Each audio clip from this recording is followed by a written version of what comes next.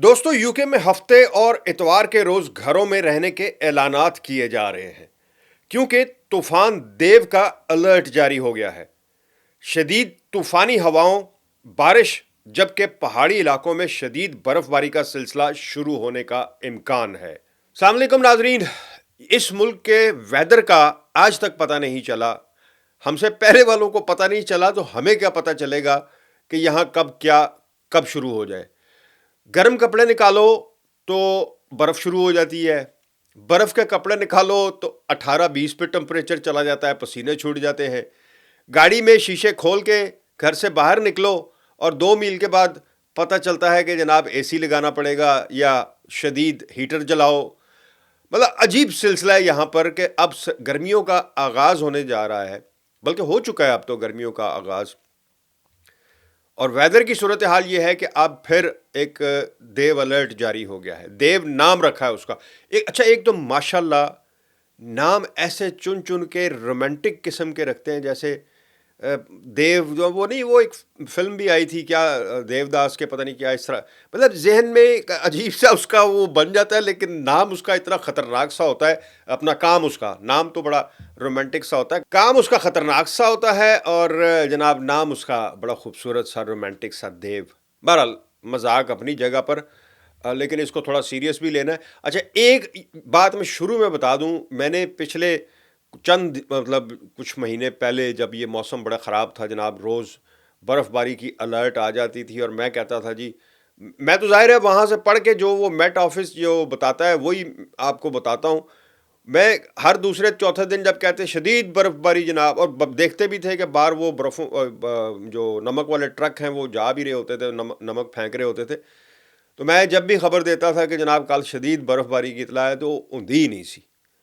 मतलब पता नहीं, या तो मेरी वजह से नहीं होती थी या पता नहीं वैसे ही यहाँ का मेट ऑफिस, हम समझते थे शायद पाकिस्तान में जब होते थे ना छोटे, तो वो कहते थे कल बर्फ़ होगी, बारिश होगी, और पड़ती कोई नहीं थी। हम कहते थे झूठे सारे, लेकिन अब पता चला कि वो पूरी दुनिया में मेट ऑफिस जो है वो इसी तरह। लेकिन बहरहाल यहाँ का कदरे बेहतर है मेट ऑफिस, और कभी जो वो इतलात देता है वो बेहतर ठीक साबित हो भी जाती है। ये जो स्ट्रॉम देव है जी, इसका अलर्ट जारी कर दिया गया है पूरे मुल्क में। वैसे तो इसकी जो ज़्यादा बता रहे हैं शिद्दत, वो स्कॉटलैंड वाली साइड पे एबरडीन और इन एरियाज़ में बता रहे हैं, बल्कि वहाँ पर शदीद बर्फ़बारी का भी बता रहे हैं कि शदीद बर्फ़बारी होने का भी इम्कान है उधर स्कॉटलैंड वाली साइड। वो वैसे भी ठंडा इलाका, आपको पता है, नॉर्थ है, वो पहाड़ी इलाका है सारा, तो वो तो वैसे भी ठंडा होता है, लेकिन वहाँ पर शदीद बर्फ़बारी की भी इतलात है। जो बता रहे हैं कि 90 माइल्स पर आवर की स्पीड से हवाएं जो है, तेज़ हवाएं, अगर आप अपना फ़ोन की वो ऐप खोलें ना, तो उसमें आपको वो नज़र भी आ रहा है। मैंने खोल के चेक किया है, क्योंकि ख़बर देने से पहले उसको 4-5 जगह से मैं देखता हूँ कि इसमें कितनी ऑथेंटिसिटी है, कौन दे रहा है ये ख़बर। सो इस वक्त तो आपको ये बता दूँ कि स्काई न्यूज़, BBC तमाम जो है ये अलर्ट जारी कर रहे हैं। सो इसका मतलब है कि there is something on the way. 90 miles per hour speed बर्फबारी, ये स्कॉटलैंड।